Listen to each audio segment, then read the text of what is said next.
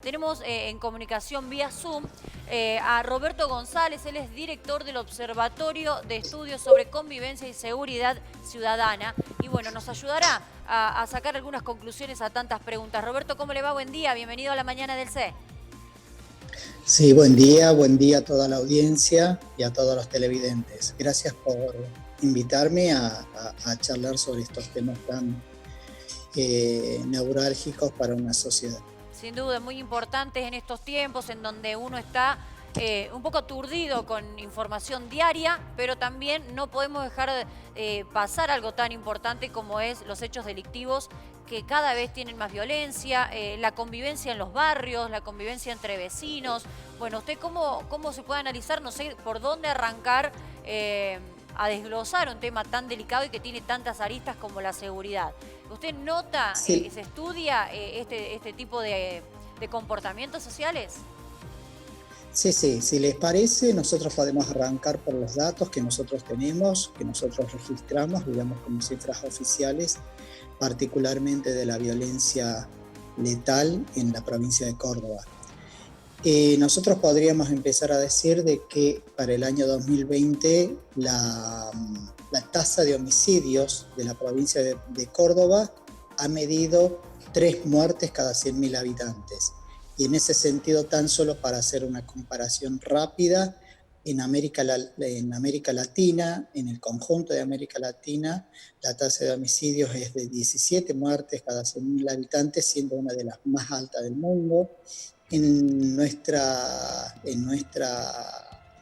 República Argentina tenemos provincias con tasas que giran entre el 12 y 13 muertes cada 100.000 habitantes, como es el caso de Santa Fe o de Tucumán, con 10 muertes cada 100.000 habitantes para el mismo año medido en comparación con las provincias.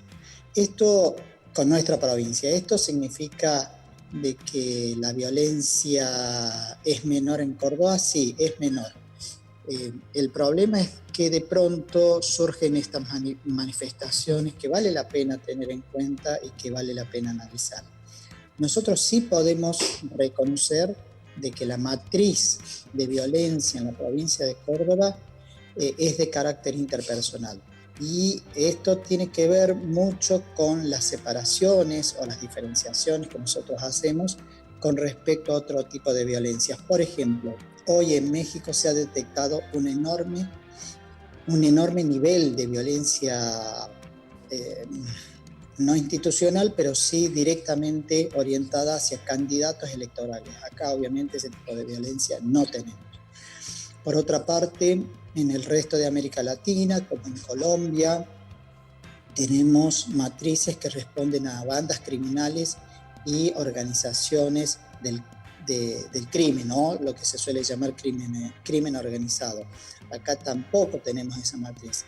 El problema es de que la nuestra es una matriz relacionada con la incapacidad de vecinas y vecinos de solucionar sus problemas armónicamente. Y la historia de violencias, porque lamentablemente el homicidio no es un momento esporádico, un momento emocionalmente ajeno a lo que pasa históricamente. Esto viene de historias de vecinos que se desencuentran por el uso de la vereda, A ver, por las tapias. Roberto, también Entonces, eso es lo que uno... está discúlpame, eso es lo que está generando hoy esta violencia tan cruda. Ahí justo se nos tildó en un momento muy importante en el que veo que está analizando la violencia de una forma muy distinta como nosotros la vemos y la informamos. No estamos todos los días cronicando asesinatos o grescas entre vecinos, pero sí un asesinato por un celular, por un par de zapatillas, un tiro a un taxista para robarle y después decir que era una broma, que estaba aburrido. Vemos que los robos son cada vez con más violencia, los asaltos son...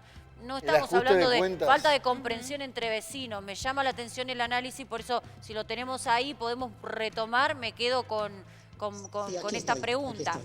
¿Nos escucha, Roberto? Sí, perfecto, ahora sí. Ahí está. Bueno, justo usted Sí. estaba explicando y dando a entender de que uno de los estudios que ustedes hacen data de que la violencia tiene que ver mucho entre vecinos que no se comprenden, mala convivencia.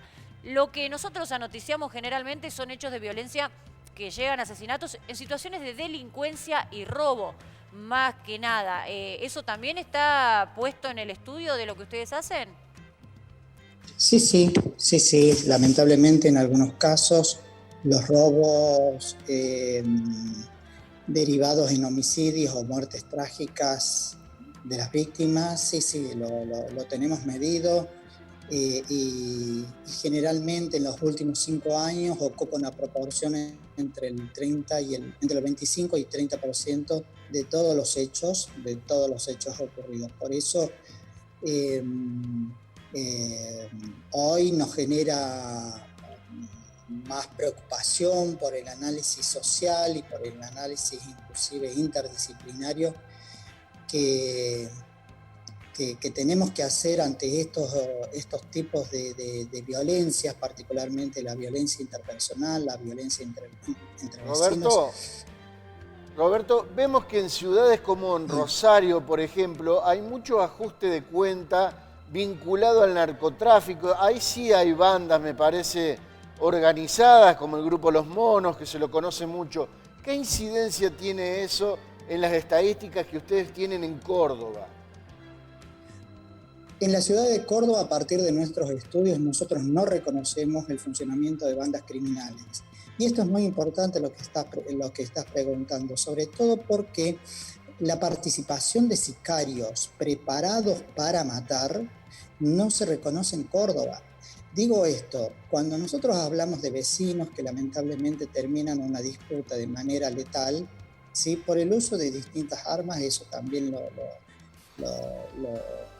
lo relevamos, ¿sí? También estamos hablando de una persona que no está preparada para matar y que obviamente esto también se traduce en la efectividad de la investigación criminal que nos arroja datos. Por ejemplo, más del 95% de los homicidios de estas características tienen en términos de 24 o 48 horas un imputado al cual eh, se le podría aducir la comisión de esa muerte violenta.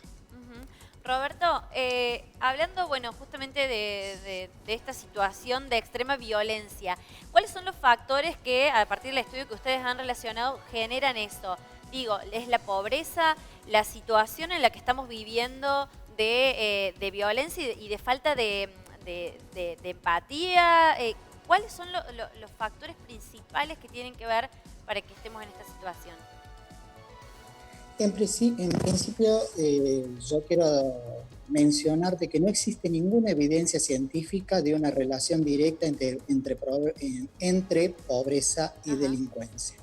En todo caso, sí podemos decir de que la pobreza, la exclusión, la vulnerabilidad, ¿sí? Son factores condicionantes a entornos de violencia, pero no necesariamente determinantes. En este sentido, no reconocemos una sola causa a una consecuencia de una muerte trágica o a un evento letal. Yo sí puedo adelantar de que nuestros estudios y la evidencia científica demuestra de que el periodo de confinamiento ha generado de alguna manera